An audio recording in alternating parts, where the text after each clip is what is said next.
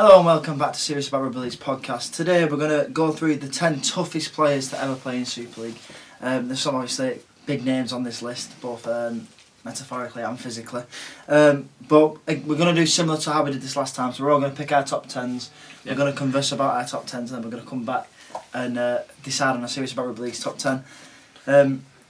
I think this is similar to things we've done in the past in that there's going to be a lot of names that are sort of in the same hat. But there'll be the odd one that sort of maybe surprises people. Yeah. And we'll start at number 10 as we always do. Ben, I'll come to you first. Well, yeah, on my list, I'll be honest, I wanted to get a back in there, and there are a couple of backs in there, and I also wanted to get a half back in there. So this is an outside the box pick. Now you mentioned Thomas Luluai and a few other players like that who really punch above the weight. But I've gone for Rob Burrow at number 10. Now, I don't think there's many players who've taken as many hits as he has in his career and got back up. And when I'm talking about the tough side of Rob Burrow, I always think of that whole game in the Challenge Cup when when he's trying to fight Luwaki, and I just thought, wow, he's got some balls. You know, that is one tough little guy. So yeah, I've gone for Rob Burrow, and I think because of that, and not just because of his ability, I think other teams, apart from Leeds fans, he was almost like your favourite player at another club for most fans, just for that reason. He was just an unsung hero, wasn't he? Like I've gone for Burrow as well. I've not really given mine an order. Burrow's in there for me. Right. For me, I've put him in there as a bit of a representative rather than his own play. You know, that's for that sort of group of little guys who weren't afraid to mix it with the big guys. You know, so we're talking Burrow, Luke Robinson, Sam Hobbs, Thomas Luluai, as you've mentioned. You know, so he's representing them, and I did think when we were talking about toughest players, I think you talk about mental toughness as well with guys like that. You know, I know Robinson and Burrow in particular, I've read interviews with them where they've said, you know, their amateur career or before they broke into the professional ranks anyway, there were people who said, oh, you're too small to play, you'll never make it, you know, just because of their size, and you know, that takes a certain amount of mental toughness to be able to say, no, I'm going to do this and keep going, and you know, well, both are internationals, they both managed to make it, Burrow and Robinson, so I think they definitely deserve their place in there, and then, you know, like you said, two tough little guys. Before you move on, actually, I've got a quick story about Luke Robinson. Now, when he used to get knocked out quite a lot, like Rob Burrow, and one game after he got knocked out, he finished the game, he went off with concussion, played the rest of the game, went home, and he was, I think it was later on in the evening, his wife asked him about the game, and he just went, what game? Yeah. So they're the hits that they were taking from exactly. 18, 20 stone blokes. And I mean, that's the time before we had all the concussion tests and, you know, the head test protocols and stuff like that. But yeah, that's the kind of stuff we're talking about. So you're going for Rob Burrow. Is Rob Burrow your number 10 as well, Jack? Or? Yeah, I'll walk him number 10. Number 10? Yeah, I'll walk him there. My number 10, he's going to cause controversy already. There's lots of different things that make up the toughest men.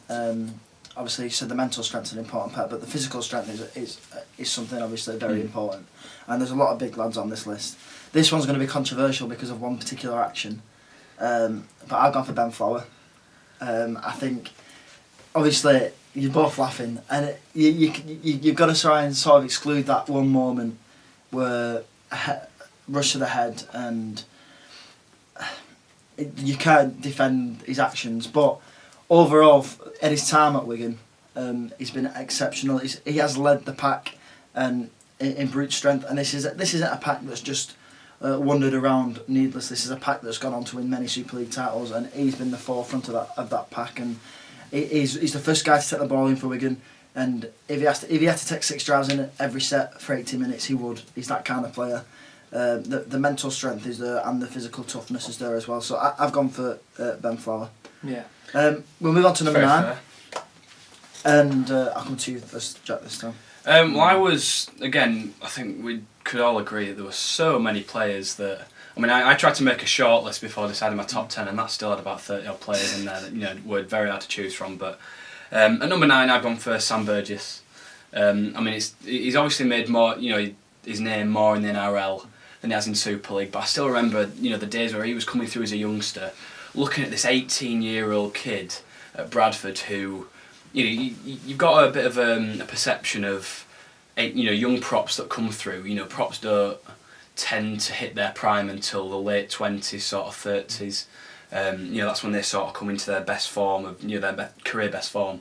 But you were looking at Burgess as an 18-year-old, mixing it with some guys who could be considered legends of the game. Peacock, Fielden, etc. And he just didn't look out of place at all. He came through, and from his debut onwards, always looked never looked out of place in that Bradford side. He always held his own completely, and I think naturally he is probably the best naturally gifted prop I think I've seen come through any academy really, and he's then proved that with his other exploits in the NRL and for the England team. So I think Burgess is up there for me, and that's why he's number 9.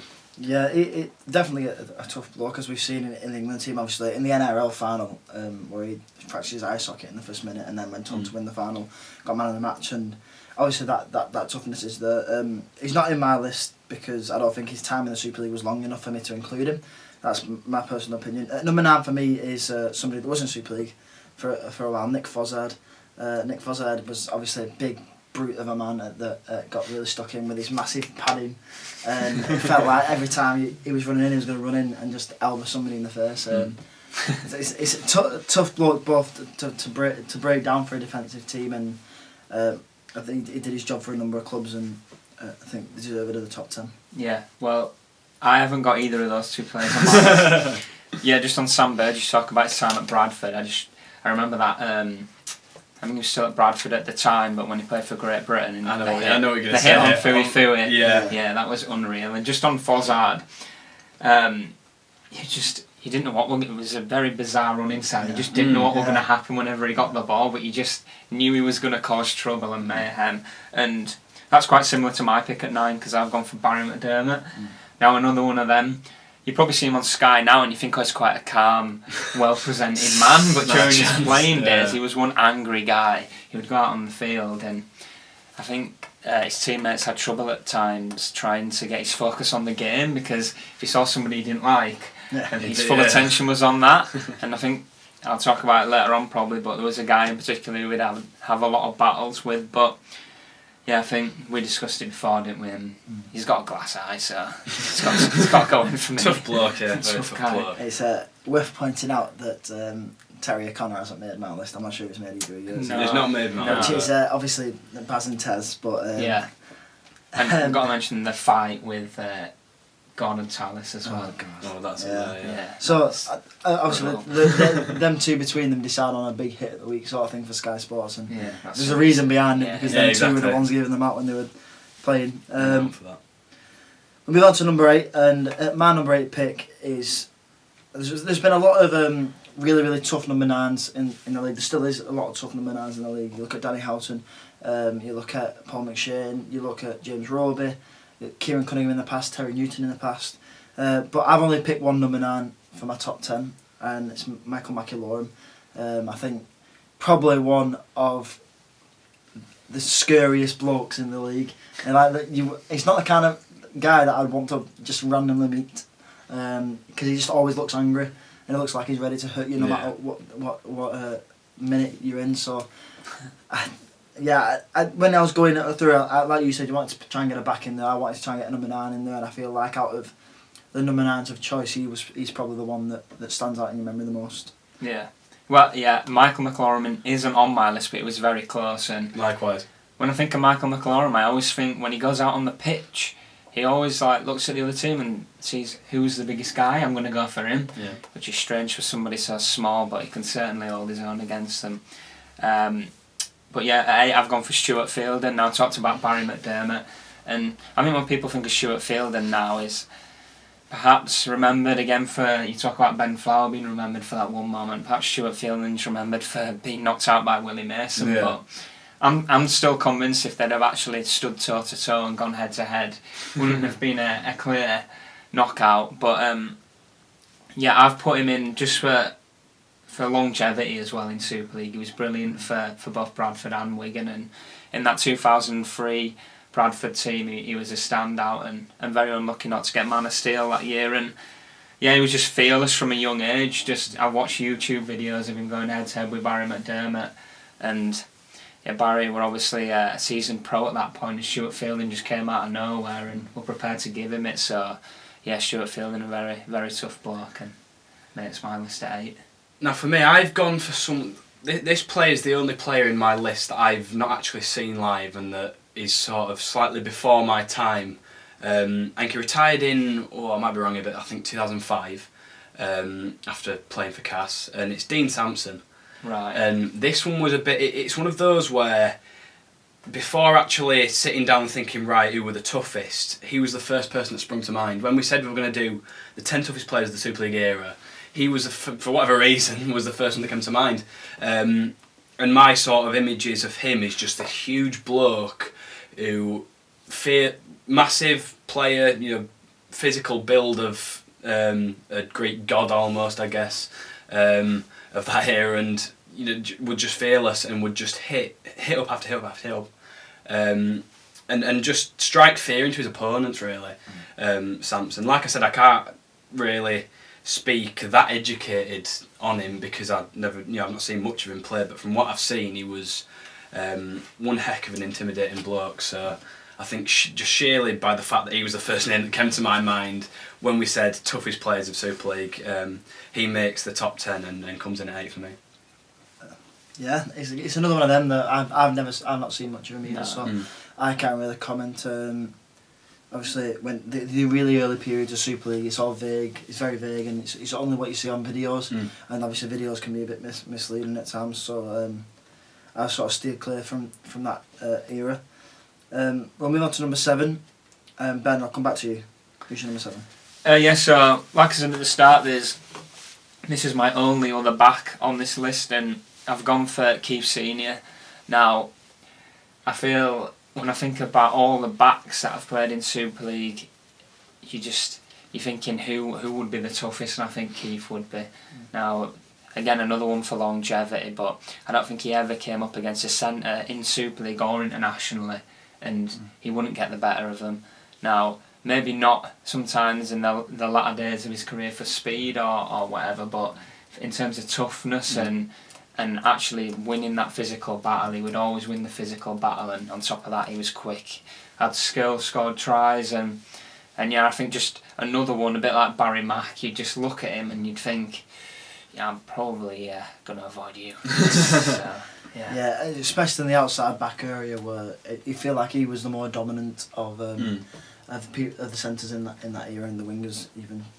So when you're faced up against him, a bit like Conrad Harrell now, where it's like when you're facing up against him, it's this big figure of a man. You know it's going to be a big challenge that game. You know you're going to have to work hard on your outside to really keep him. Yeah. My number 7 has been already said, so I may as well just get it out there. Stuart Fielding is my number 7. Obviously, you mentioned it last game. I think for myself, more because of his time at Bradford than his time at... Obviously, his time at Wigan was good, and as a fan, it was good to have him. Obviously, one of the best around, but he came into a team that was... He couldn't stand out in as much, whereas in the Bradford team, he was outstanding constantly. So yeah, Stuart Fielding for me, number 7. My number 7 is... Oh, I've lost it now. No, I haven't. Is Gareth Ellis. Again, not one that you'd maybe think has instantly been one of the toughest. He was never one of the biggest blokes and had a skill set of a back almost. Played in the centre a bit, especially during his youth career. But again, you look at some of the stuff he's done in his career and you think, wow, that's a bloke. He's a bit of an unsung hero, really. I mean, again, like I touched on with Burgess, you see what Ellis has done in the NRL. He won the West Tigers Player of the Year, I think, for 2-3 years in a row, which, especially for an English guy going over there, and bearing in mind he was one of the first, he sort of led the way for your Burgesses, your James Graham, etc., to all go and do that. I think it takes a certain type of bloke to go over there and apply himself in the way he did, because let's be honest, when British players are going over to Australia, there's huge pressure on them, especially from that Australian audience who are then judging these guys who come over. Are they able to compete with our Aussie players who are seen as the elite in the whole of the sport? And Ellis was one that really did, and I think that says a lot about him as a player. And that's just his NRL career. In the Super League, he did the same sort of thing for Leeds. And then, well, I think we've seen it recently. Obviously, he's come out of retirement now for Hull, and he still doesn't look out of place. Still looks like he's 23 again, playing for Leeds. I think that's another thing that you could add to the sort of toughness scale. The fact that Ellis is obviously come out of retirement. He is an older fella, and he's having to work hard against younger lads, but he's holding his own, and he's still being very dominant in the way that he does it. And that takes a certain sort of toughness to be able to be able to cope with that distress that you're going to give your body at that stage. We'll move on to number 6, and number 6 for me is the only half back that I've got, the only back I've got into my top 10. You did mention him earlier on, it's Thomas Lulawai. Obviously you mentioned Rob Burrow, and I think I agree with you in the way that, in terms of his mental toughness, and the way that it always seemed bizarre the way that when a fight started, he'd just jump in on the biggest man, and that's the way that Rob Burrow always was, and became a great player for it. But I think Lulawai, pound for pound, is probably the best hitter in the league. In fact, he's probably the best hitter in the league, no matter how you measure it. His shoulder is that good. He will fly into people 3 times his weight and his size, and he will knock them for 6.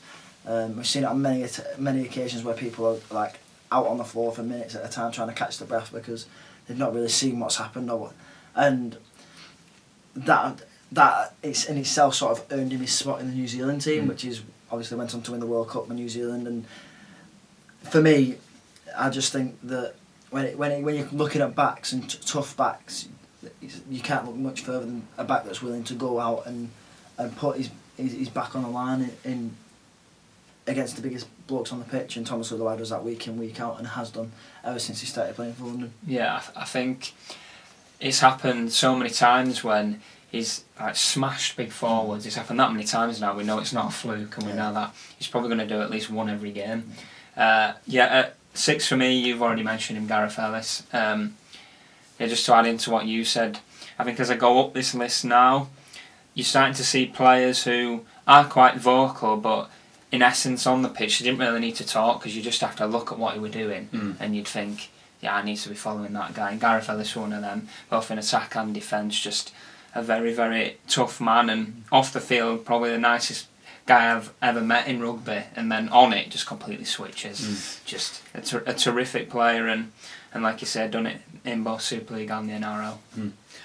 Well, mine, you just sort of echoed what I said about Ellis. Superb athlete, superb player, and I'm gonna, for my number 6, I'm going with the guy that you've already mentioned, which is Barry McDermott. Now, growing up as a young Leeds fan, he was not so much the poster boy, that was your Maguire and Sinfield Burrow, but he was this massive enforcer that everyone just loved. He was such a fan favourite on the terraces. We had the song of Barry's Gonna Get You. That was always the one that came from the South Stand. And I remember, I think it was the end of the 2004 season, going to 2005, when Leeds had won the Super League. I think I was about 6 or 7 at that point, and there was an event I think it was actually in Castleford at the Junction 32 shopping park at some suit shop. It's a bizarre setting, but they had a bit of a meet and greet with some of the players. I think there was Maguire there, Tony Smith was there as coach, and Barry Mack was one of them. And there's a superb picture of me at home of, I think I went to get a picture with Barry Mack, and he just picked me up and put me on his shoulder. So I'm there like what feels like 10, 20 foot off the ground on Barry Mack's shoulder getting me a picture taken. But he was always such a big influence and player when I was growing up, and seeing him, I think he was sort of known as this guy who defended Rob Burrow more than most. We've mentioned Burrow already, but if Burrow ever got in any scrapes or anything, Barry Mack was never too far behind. I think he once ran like almost from one side of the pitch to the other to defend Burrow at one point. So yeah, I think Barry Mack's, I've put him in at 6 now, at 6. So. Very nice. I think you said all you can say about Barry McDermott, so I'm not even going to try and add to it. We'll go to number 5, and I'll come back to you, Jack, if you got number 5. At number 5, again, is another one that I think is a bit out of the box, and I've gone Steve Menzies. Again, like you said, not another player that doesn't necessarily strike fear into opponents, but I think you look at him as an athlete, and it's similar to, I think, Ellis in that you put your body through so much, and I think at one point he was the oldest player in Super League. He went on to, I think, 38 or so, which in a physical sport, and especially I think playing for Catalans as well, we know what their style's like. They're very expansive, very athletic, And he was one of the key members in their side for the back end of his career after being at Manly for so long. And yeah, I think I mentioned it a couple of weeks ago when we talked about overseas, our overseas 13 in that podcast. And I think I remember I've got one image of him chasing back. I think one of the wingers for the opposition team had made a break down the right, and he was the player that got back and made a cover tackle about 5 yards from the line. And to do that at 37, 38, that takes a certain type of toughness to be able to still be an elite athlete and mix it with guys who are, at the peak of their career at 25 or whatever, even younger, and still be one of, perhaps the quickest, strongest and most mentally tough players there. So I think Menzies definitely warrants a place in the top 10. Yeah. Well, yeah, at 5, I mentioned it with Gareth Ellis. I think we're getting into the bracket now where what I regard as toughness, I feel it's a player who you'd walk out with at the start of the game, or you'd walk out behind at the start of the game and think, I'm stood behind this guy and we're going to win today. And the opposition look over and think, yeah, this is going to be difficult. And we're getting into that bracket, and at 5 I've got Sean O'Loughlin, England captain. Yeah, like I say, he's just a class act, and I'm a little bit disappointed that he never went to the NRL. Obviously still playing, but it's not going to happen now, because I know he would have not had the same probably level of impact, but he wouldn't have been far behind Sam Burgess, who was that good, and still is that good, and just an all-round tough guy, somebody that is a leader of men, and he's just always going to be there when you're struggling, and he's just always the leader of the team, and that's O'Loughlin for me. Yeah, on Sean O'Loughlin, obviously, as a Wigan fan, and Sean O'Loughlin's sort of my captain. Obviously, we speak about Wigan fans, you tend to have your captain, which would be Andy Farrell or Sean O'Loughlin in your 20s, 30s, and obviously Sean O'Loughlin's my captain, and as you say, like when you in the stand and you see Sean O'Loughlin walking out first, you're just automatically confident that it's going to go your way, because he's that sort of presence, he's that sort of man. He's not made my list purely on the fact that despite the fact that how many podcasts I've tried to get Sean O'Loughlin at number 1, but he's not made it in my list this time. But based on the fact that the way I see toughness isn't so much as leadership, I see it as an individual person making an impact on the game. And although Sean O'Loughlin, without a doubt, is the first person to put his hand up, and will continue to do so, and he's not got the same sort of the same amount of toughness as maybe his predecessor and as other people around him that are willing to put maybe the body on the line on a more regular basis. But obviously Sean O'Loughlin is that sort of elusive loose forward where he will run in hard, but he also tries to find the spaces rather than put his body on the line more often. Yeah. And number 5 for me doesn't really need much more saying. Gareth Ellis, we've already been through him twice. Class act, and I feel like it's a pretty safe choice for this top 10, no matter which way you go. We'll move on to number 4. Ben, I'll come over to you. Yeah, I'm still trying to get over that. I can't believe Sean O'Loughlin signed on. Yeah, 4 I've gone for. Between the top 4, there wasn't much to choose between them, but the reason I've gone for this guy at 4 is because his better days were probably in the NRL, and that's Adrian Morley. Now, there was a video they put out this week with the whole furore around the Burgess boys and their bad discipline this season, and it was actually Willie Mason, funnily enough, talking about they're in danger of going into a bracket of being thugs. Of all people. Yeah. And then all of a sudden, they went, well, let's check out some other guys from England who perhaps more concentrating on fighting than playing, and it just showed about 5 or 6 different clips of Adrian Morley just taking out Aussie after Aussie, and I just thought, I mean, it's a bit like you look at the game now and the fighting's gone out of the game, and that side's almost non-existent now, but back when Moz were playing, you almost had to be able to hold your own if a fight broke out, and he was normally the one starting it actually, but if it did break out, he'd hold his own, and obviously on the playing side of things as well, he was rated, I think, probably as the best prop in the NRL at the time in that Roosters team, and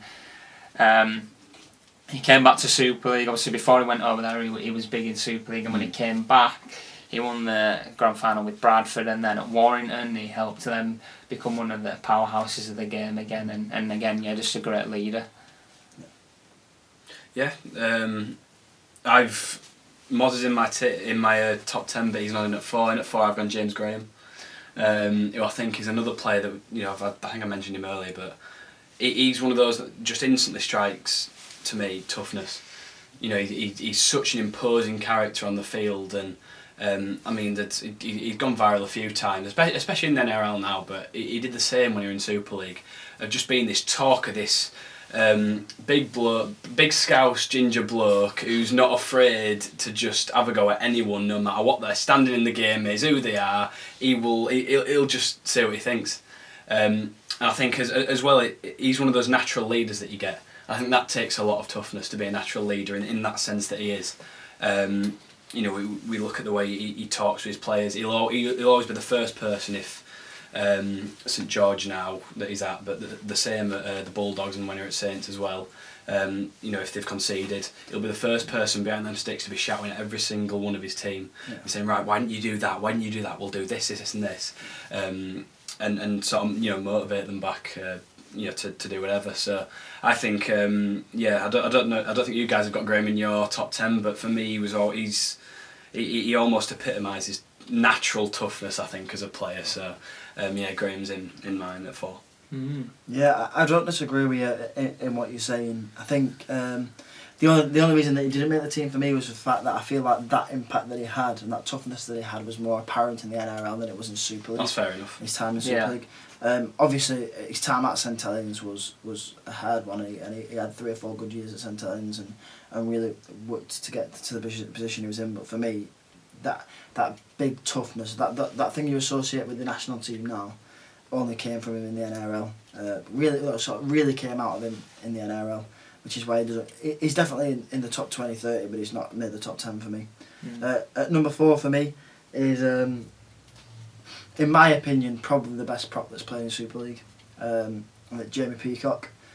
As you said, like, where would you start with somebody like Adrian Morley, with somebody like Jamie Peacock, somebody like Stuart Fielding? Like, Jamie Peacock, first at Bradford, then at Leeds, led the team around with such style but such ferocity at the same time, and it was one of those blokes even when he was younger, that when he was running at you, you felt like you had to give him the respect that he deserved, and he commanded that throughout his playing days, even right up to his last year, where obviously the Leeds won the treble and commanded the league as such, and then obviously it went to OKR but didn't really work out, and I feel like that's the way that Jamie Peacock's always going to be remembered, for that time at Leeds more than Bradford. But if you want to rewind to that early Bradford team where he was really dominant alongside Stuart Fielding, I think he needs to be in the top 5, and there's these top 4 for me are the 4 that always stand out when you have this conversation, and it's hard to put them in order, but Jamie Peacock's got 4th. Yeah, so. Interesting. We're moving into the top 3 then. We'll go into the top 3, and this is where I feel like we'll start to differ slightly. Maybe not. Yeah. I'll start with us at number 3, because it's the guy that I always associate as St Helens captain, because he's the guy that I sort of watched the most as St Helens captain, and as Paul Sculthorpe. And Sculthorpe's not just the way he played the game, but the way he protected his team a lot, and you saw it, like you said, back in the early noughties, late 90s, there was a lot about being able to hold your own in a pack, especially in the pack, because fights would start regularly and you had to be able to hold your own. You knew you weren't going to get sin binned for punching somebody unless it was like straight up, like clean knocking them out like Billy Mason. But he didn't get sin binned. Did he not? He didn't get sin binned, no. Well, there you go. No. Back then it was just a different game. You were able to throw punches knowing that you weren't going to get punishment really. And Paul Sculthorpe was one of those that as soon as his teammate was in trouble, he was the first one to throw a punch and make sure he was. But then with his playing style, he was also very very direct and sort of how you see the modern loose forward develop more like a third prop. Where he's able to run the ball in hard and get beyond the line. Yeah. So Paul Sculthorpe's the man. Yeah, I've got Paul Sculthorpe at 3 as well.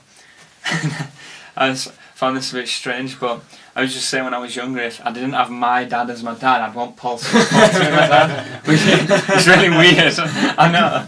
But it's like I said about Rob Burrow earlier, I think he was other teams' fans' favourite player from another team. Do you want Rob Burrow to be your uncle as well? Paul Sculthorpe was my favourite player from another team growing up, and yeah, just for all the reasons what you said, really, just a leader in every aspect of the game, whatever happened, even in so much as the skill side as well, the goal kicking, everything, he just had it all, and just a phenomenal player. Well, like you said, we're going to differ at this point now, and I've not got Sculthorpe in my top 10, which I know is a bit of a different one. And I know, but I don't know if it's for me. I always liked Sculthorpe. He was a class player. I never watched him, but I didn't think he epitomised a tough player as much as everyone else that I've sort of mentioned did. He was a cracking leader, absolutely unbelievable leader, and a superb player. You know, his technical skill set, etc., was great. But as far as being a tough player goes, for me, he was very close to that top 10. Don't get me wrong, but I think there was other players in there that just deserved it a bit more than him in that sense. So my number 3 has been mentioned already, but Adrian Morley. Again, just such a imposing figure against any team. I think you've sort of said everything that can be said about Adrian Morley, but yeah, just a cracking player and an unbelievable prop, and not someone you'd want to come up against as an opposition player. So I've gone Morley, but. I know, I've been outvoted, I can see that. But he's got Sculthorpe's going in the overall. I can take that. Well, there are bronze medal positions. We'll move on to silver to number 2. I may as well start because, as you said, we've already spoke about him. Adrian Morley. I think my biggest memory was obviously his time at Warrington, and I feel like that's why he made second position for me. Obviously, his time at Bradford was fantastic. His time in the NRL was sublime, but his time at Warrington for me was a time where I remember playing against Warrington and never really fearing what Warrington could do to us, and even back where Warrington were like edging playoffs and were in and out of the playoffs, and they were like they needed to win the game. I was never scared of Warrington, and then Adrian Morley started to lead the team and sort of took them into this new era. And now you feel Warrington. And I feel like a lot of that is lying on the shoulders of Adrian Morley, and his ability to just break through teams on his own. So Adrian Morley made my number 2 position. Yeah, at number 2 for me, you've already mentioned him, Jamie Peacock. Now, yeah, he was just phenomenal for both Bradford and Leeds. Super League's most successful player, won everything multiple times, and I don't think there's many players that could, at 35 years of age, play 80 minutes, and he was doing that in that Leeds treble winning team. It was just incredible to see, really, and he almost got better as he was getting old. It was bizarre, really. I mean, there's not many players that I've ever seen being able to do that. And yeah, we've talked about the famous Willie Merson Stuart Fielding incident, and then obviously after that Jamie Peacock came in, and people debate whether he dropped him or not, but I would say Willie Merson dropped onto his knees, so I think we're a boxing match, it'd be classed as a knockout, so yeah, Jamie Peacock at number 2 for me. Well, I've gone someone that I don't know yet, but I'd imagine is possibly our number 1s in Andy Farrell. Similar to sort of not similar to Sculthorpe, but those two were renowned for sort of having a bit of a running battle in those Wigan Saints derbies. But I always thought Farrell was the one who came out on top in that sense. So for me, Farrell. I know Paul, our Wigan fan behind the camera, is cheering for that, but Farrell for me was always cracking to watch, and just such a massive bloke. Not merely in his physical presence, but certainly as a figure in that Wigan side. So yeah, I think Farrell was 2 for me.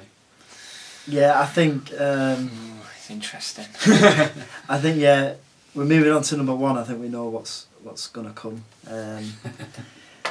As you said, I think you can't do a list like this and not include this man. And as you said, for all the reasons you just said, he's running battle with Paul Sculthorpe, and maybe from my biased point of view, he always came out on top.